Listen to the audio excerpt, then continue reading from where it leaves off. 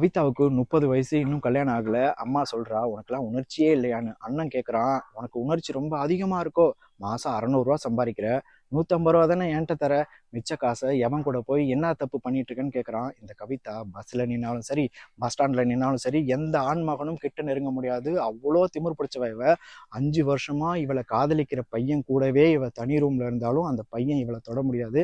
இவ ஃபோட்டோவை வேணா தொட்டுக்கலாம். இப்பேற்பட்ட கவிதா அம்மாவுக்கு ஆன்சர் பண்றா, "அம்மா, நான் உணர்ச்சி வசப்பட்டிருந்தேன்னா என் வயிற்றுல குழந்தை வந்திருக்கும். இந்த வயசு வரைக்கும் என் கழுத்துல தாலி ஏறல, வயிற்றுல குழந்தையும் இல்லை. 60 வயசு வரைக்கும் ஒரு ஆண் எவ்வளோ கஷ்டப்படுவானோ அவ்வளோ கஷ்டத்தை ஒரு பொண்ணா இருந்து இந்த 30 வயசுக்குள்ள 8 வருஷமா கஷ்டப்பட்டு குடும்பத்துக்காக உழைச்சிட்டு இருக்கம்மா" அப்படின்னு சொல்றா. அந்த அண்ணனுக்கும் இப்ப பதில் சொல்லி அவனை என்ன பணத்தை செலவு பண்றேன்னு கேட்டான்ல, 5 பாஸ்புக் எடுத்துட்டு வந்து போடுறா. விதவை தங்கச்சி பாரதி எதிர்காலத்துக்காக பணம் சேர்க்கிறேன்னு ஒரு பாஸ்புக்கு, சுமதிக்காக ஒரு பாஸ்புக்கு, கல்யாணம் ஆகணுமேனு ராஜுவுக்கு கண்ணு தெரியாது கண் ஆப்ரேஷனுக்காக ஒரு பாஸ்புக், அண்ணன் பையன் குழந்தைக்கு கூட 2 பாஸ்புக் வச்சிருக்கா, அவளுக்குன்னு எதுவுமே வச்சுக்கல. ஒரு காதலன் இருக்கான், ஏதாவது கஷ்டம்னா அவன் முன்னாடி போய் அழுதுட்டு வந்துருவா. அந்த காதலன் என்ன தெரியுமா பண்றான்? இந்த கவிதாவோட விதவை தங்கச்சி பாரதிக்கு காதல் கடிதம் கொடுத்துட்டான். அதை கவிதா எடுத்து படிக்கும்போது அவ கண்ணெல்லாம் கலங்குது. தன் காதலன் தங்கச்சிக்கு லெட்டர் கொடுத்துட்டானேன்னு நினைச்சு இல்ல, தன் தங்கச்சிக்கு ஒரு நல்ல வாழ்க்கை கிடைக்க போதேன்ற ஒரு சந்தோஷத்துல தங்கச்சியை நெத்தியில ஒரு முத்தம் வச்சு கன்னத்துல 2 முத்தம் கொடுத்து கட்டி பிடிச்சிக்கிறா. 4 குட்டி நாய் பட்னியா கிடந்தா கூட இவ தாங்க மாட்டா.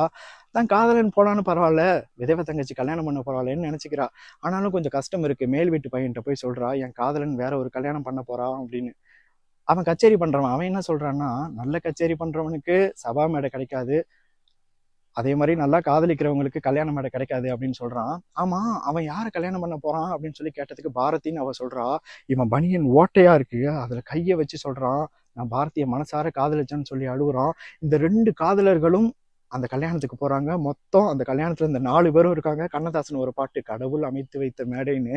2 கிளியை உல்லாசத்துக்கு அனுப்பிட்டு ஒரு கிளி தனியா ஒதுங்கி நிக்குது, இன்னொரு கிளி பாட்டு பாடுது. இந்த கிளி பாரதியை எவ்வளவு காதலிச்சதுன்னா, அவ விதவைன்னு ரொம்ப வருத்தப்படுவா. ஒரு தையல் மிஷின் வச்சிருப்பா.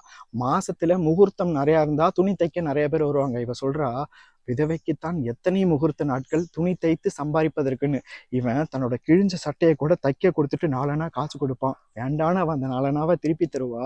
ஆசையா எடுத்து அதுக்கு முத்தம் கொடுத்து காதோரம் வச்சுப்பான். அவன் என்ன கஷ்டப்பட்டாலும் ஆறுதலுக்கு பாட்டு பாடுவான். ஆனா இன்னைக்கு அவ கல்யாணத்துக்கே அவன் பாட்டு பாடிட்டு இருக்கான். அப்பாவி கிளி தப்பா நினைச்சிருச்சு, இப்ப நான் கிளியே கிடையாது, நான் ஒரு கிணத்து தவளைன்னு சொல்லி அவன் அழுகுறான் அந்த மேடையில.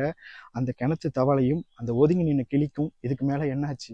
ஷார்ட்ஸ்ல 3 நிமிடங்களுக்கு மேல பதிவு செய்ய முடியாததுனால மீதம் இருக்கிற 2 நிமிட கதையை நான் முழு வீடியோவா போட்டிருக்கேன். என் பேருக்கு கீழே அவள் ஒரு தொடர் கதைன்னு இருக்குல்ல, இதுல ஜஸ்ட் ஒரு கிளிக் பண்ணுங்க, மிச்சம் இருக்கிற 2 நிமிட கதையை நீங்க அதுல பாத்துக்கலாம். தேங்க்யூ.